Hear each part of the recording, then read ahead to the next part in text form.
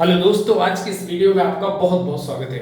दोस्तों, English grammar का सबसे जो बेसिक पार्ट होता है वो होता है टेंस। अगर आप इंग्लिश सीखना चाहते हैं तो सबसे जरूरी होता है कि आपको टेंस का ज्ञान हो। जब आप टेंस जानते हैं तो इससे रिलेटेड एक्टिव पैसिव हो गया, ट्रांसलेशन हो गया, सिंथेसिस हो गया, ट्रांसफॉर्मेशन हो गया और सिंटैक्स हो गया, सारा काम आप कर सकते हैं जब आपको नॉलेज है टेंस का। तो दोस्तों चलिए, आज से मैं आपके लिए टेंस पढ़ाना शुरू कर रहा हूं। तो आज के वीडियो में आप देखेंगे, बात करते हैं प्रेजेंट इंडेफिनिट टेंस की। प्रेजेंट इंडेफिनिट टेंस दोस्तों, जो इस समय टाइम चल रहा है, जो इस समय टाइम हो रहा है वो प्रेजेंट टेंस है। तो जैसे आप ये प्रेजेंट इंडेफिनिट को कैसे पहचानेंगे, तो इसकी एक पहचान होती है जो वर्ब होती है। वर्ब मतलब क्रिया।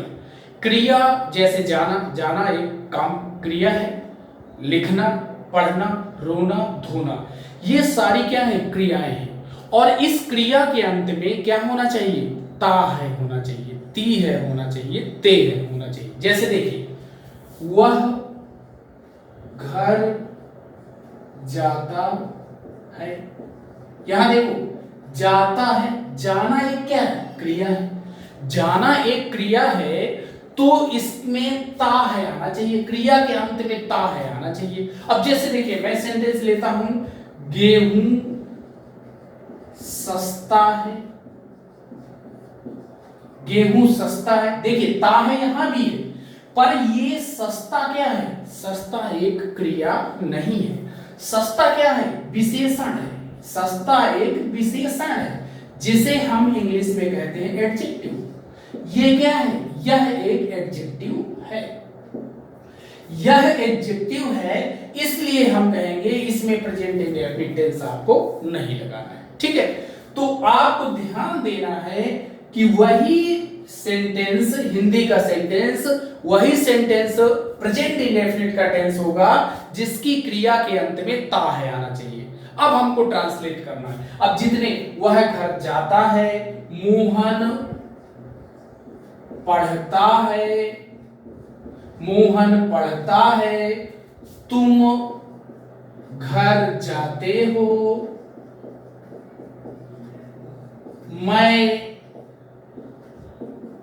पत्र लिखता हूं। अब आपको समझ में आ गया कि वर्ब के अंत में ता है, ती है, सीता खाना पकाती है। ये सेंटेंस क्या हो गए, ती है, ता हूं, ते हो और ता है, ये सेंटेंस आता है तो आप कहोगे ये सेंटेंस प्रेजेंट इंडेफिनिट टेंस का है। अब इसको हमें ट्रांसलेट करना है। सबसे जरूरी होता है ट्रांसलेशन के लिए, आप पहले सेंटेंस को क्या करो, समझो, देखो, उसका टेंस पता करो। जब आप टेंस पता कर लेते हो तो आपकी आधी समस्या का सॉल्यूशन हो जाता है। तो दोस्तों चलिए इसके ट्रांसलेशन की अब बात करते हैं। यहां आपने देखा कि वह घर जाता है, हम इसे ट्रांसलेट करेंगे, ही मीन्स वह होता है। ही जो लड़कों के लिए होता है उसको ही प्रयोग करते हैं, लड़कियों के लिए क्या प्रयोग करते हैं, सी का प्रयोग करते हैं। ठीक है, तो ये ही हो गया। ही जाना, जाना का है मीन्स होता है, गो मीन्स जाना होता है, तो आप गोज कर दोगे। देखो यहां ईएस क्यों लगा दिया, क्योंकि जो सिंगुलर, सिंगुलर मतलब एक वचन, जब कर्ता एक वचन का होता है तो आपको एस या ईएस लगाना है। ठीक है, अब आप पूछोगे यस कहां लगाओगे, ईएस कहां लगाओगे, तो अगले वीडियो में मैं आपको बताऊंगा, समझाऊंगा। यस और ईएस का प्रयोग करना है। यहां पर हमने ईएस लगा दिया, ही गोज होम। ठीक है, आपने ऐसे बना दिया, ही गोज होम, क्योंकि होम के पहले आप टू नहीं लगाओगे, आप यहां टू लगाना गलत होता है, होम के पहले टू नहीं लगता, ये आप बना लिए। मोहन पढ़ता है, आप लिखोगे मोहन। ठीक है, और रीड मीन्स पढ़ना, तो आप क्या करोगे, रीड्स। देखो यहां पर ओ था, ईएस लग गया, यहां डी है, एस लग गया। मोहन रीड्स, मोहन पढ़ता है, आपने बना लिया। तुम घर जाते हो, यू मीन्स तुम होता है, तुम यू गो। अब देखो ये यू क्या है, यू के साथ आप यस या यस नहीं लगाओगे, तो क्या लिखोगे, you go home, you go home, ठीक है। अब इसके बाद मैं पत्र लिखता हूं, आई राइट, आई के साथ भी नहीं लगाना आपको यस या यस, आई राइट क्या, a letter, I write a letter. अब देखो एक पत्र तो यहां पर नहीं लिखा हुआ है, पर इंग्लिश में आप जब कभी भी पत्र मतलब एक वचन को लिखोगे तो उसके पहले आ और द जरूर लिखोगे, तो ये भी आपको याद रखना है, ठीक है दोस्तों। चलो आगे बात करता हूं, आगे सेंटेंस। अब यहां सीता खाना पकाती है ना, तो आप इसको कैसे करोगे, सीता।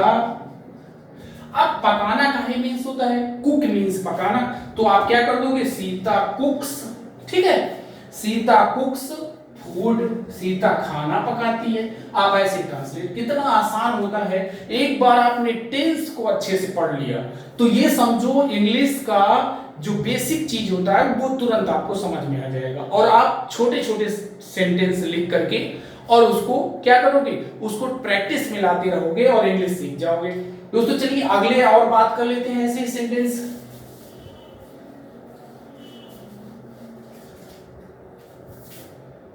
वे स्कूल में क्रिकेट खेलते हैं।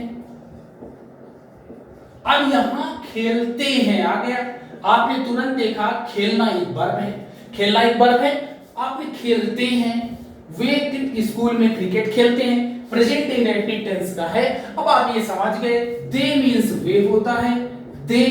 अब खेलना का है मींस प्ले माने खेलना होता है, तो आप दे प्ले कर दोगे, यस नहीं लगाओगे क्योंकि दे क्या है, प्लूरल है, और ही सी इट के साथ यस या यस लगा दोगे, तो यहां दे प्ले, आप क्या खेलते हैं, क्रिकेट कर खेलते हैं। अब देखिए क्रिकेट के पहले आप ना तो ए लिखोगे और ना ही दा लिखोगे, ठीक है, तो ये भी ध्यान रखना है। क्यों, क्योंकि कोई भी जब गेम का नाम आ जाता है तो आप वहां पर क्या है, वहां पे ना तो ए क्रिकेट लिखोगे ना तो द क्रिकेट लिखोगे, ठीक है। They play cricket in school, ठीक है, ऐसे आप सेंटेंस बना लोगे, वे स्कूल में क्रिकेट खेलते हैं, ऐसे सेंटेंस बन जाएगा दोस्तों। चलो आगे और देख लेते हैं। बच्चे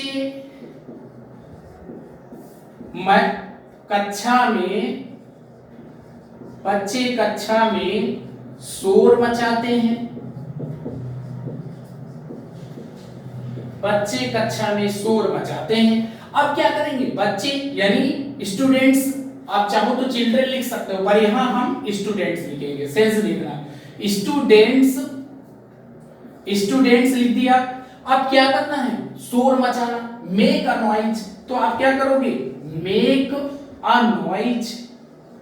पहली चीज आपने क्या देखा, शोर मचाना, शोर मचाना एक क्रिया है और क्रिया के अंत में ते है आ गया, प्रेजेंट इंडेफिनिट टेंस है, हमने क्या कर दिया, students make a noise, make a noise एक क्रिया हो गई, और कहां, इन द क्लास आप लिख दोगे, इन द क्लास। इस तरह से दोस्तों इसको कर लोगे, ये प्रेजेंट टेंस है। इसी तरह से आप जैसे मैं स्कूल में घंटी बजाता हूं, मैं स्कूल में घंटी बजाता हूं। अब बजाना एक वर्ब है, बजाना एक वर्ब है और बजाता हूं ता हुआ है, आप तुरंत समझोगे ये प्रेजेंट इंडेफिनिट टेंस है और इसे बनाना सेंटेंस शुरू कर दोगे। आई रिंग माने बजाना होता है, तो आई रिंग। अब यस या यस नहीं जोड़ोगे क्योंकि आई है यहां पर, क्या करोगे, आई रिंग अ बेल, मैं एक घंटी बजाता हूं। यहां देखो एक घंटी नहीं लिखा, पर यहां पर आप द बेल लिखोगे या अ बेल लिखोगे, आर्टिकल लिखना बहुत जरूरी है, तो I ring a bell in school, ये भी सही हो गया।